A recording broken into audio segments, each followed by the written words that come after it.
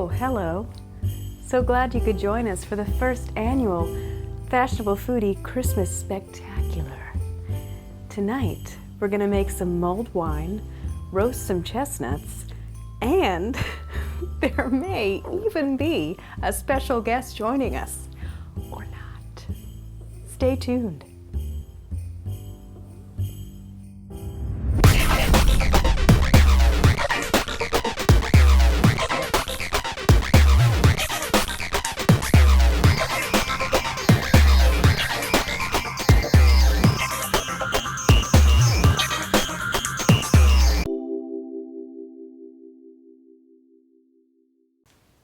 So we've preheated our oven to 425. When you pick your chestnuts, you want to make sure that you pick ones that are nice and firm. So to prepare our chestnuts, we're going to place them flat side down on the cutting board so that the rounded side is facing you. And you're going to place an X in the chestnut with a small paring knife. And it can be a little tricky, but you just want to make sure that you put a nice X in it, because if you don't, while they're roasting, they'll blow up, which is not good.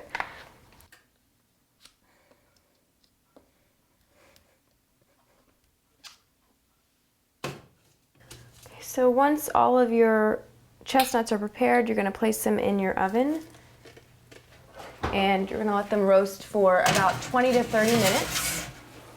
So while those are going, let's get started on our mulled wine. We've got a bottle of Merlot here, but you could substitute Shiraz or Cabernet, whatever your favorite red is. So we're going to open this.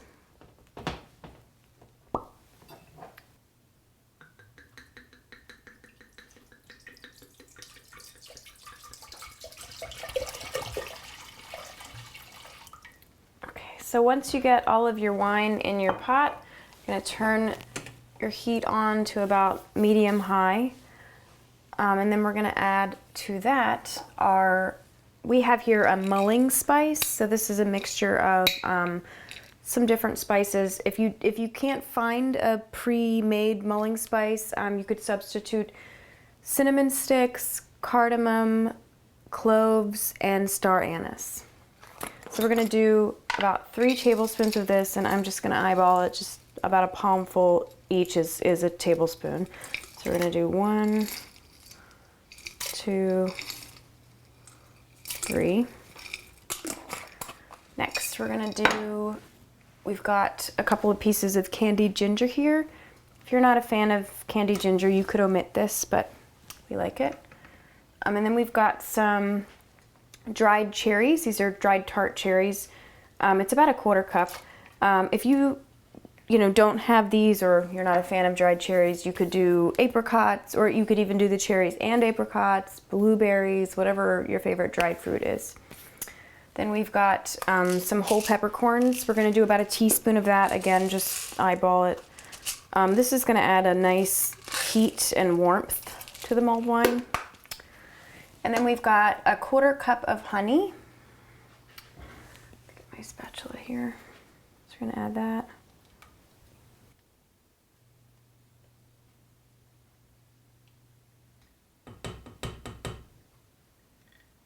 So we get the last bit of our honey in here. And then we're going to do a 1/4 cup of brandy. I'm just going to use the same cup here. I'm going to add that to our pot.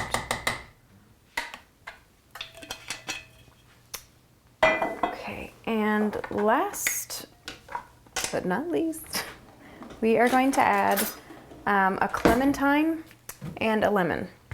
So we're just going to slice these about a 1/4 inch thick.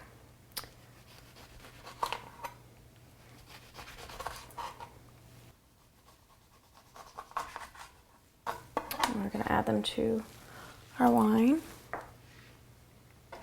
And same with the lemon.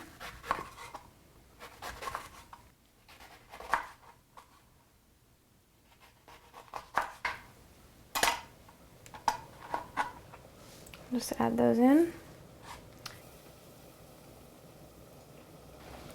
So once this comes to a boil, we're gonna reduce the heat to simmer and let it simmer for about 15 minutes to an hour, really as long as you want. The longer the better. It's gonna just concentrate and get more intense over time. Okay, so while the wine is simmering, let's go ahead and check on our chestnuts. Yep, they look like they're about done. So I'm just gonna move a couple things here so I have some space. Sit them down.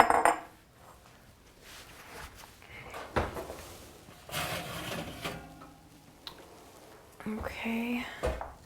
Now, you want to peel them while they're still warm because it makes them easier to get the fleshy part out. But they're obviously too hot right now to peel, so we're going to let them cool a couple of minutes and then we're going to go at them.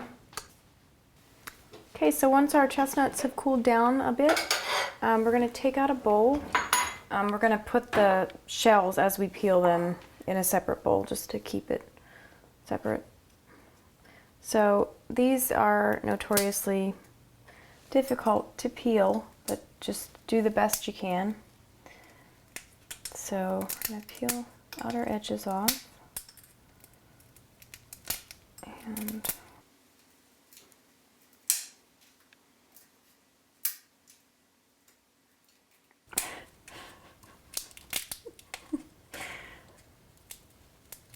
okay, all right, so as you can see, this process is not always foolproof, but I have a tip for you guys, a fashionable foodie tip.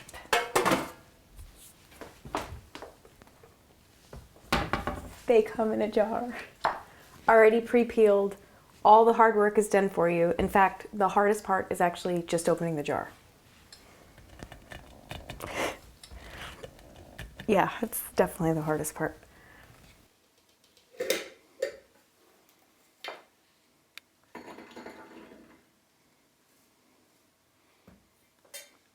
So these are best served if you heat them up in the microwave for about 30 seconds. A little salt and pepper if you want to do savory, cinnamon, sugar if you want to do sweet.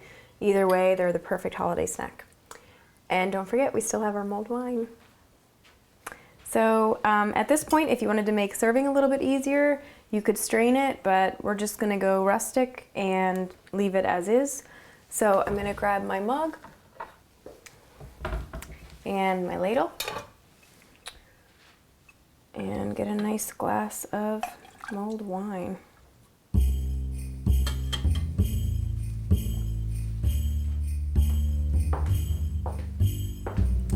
So holiday traditions, while important, can add an element of unnecessary pressure, and you know, sometimes things just don't work out the way you planned.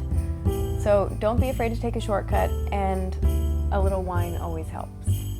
Happy holidays from the Fashionable Foodie.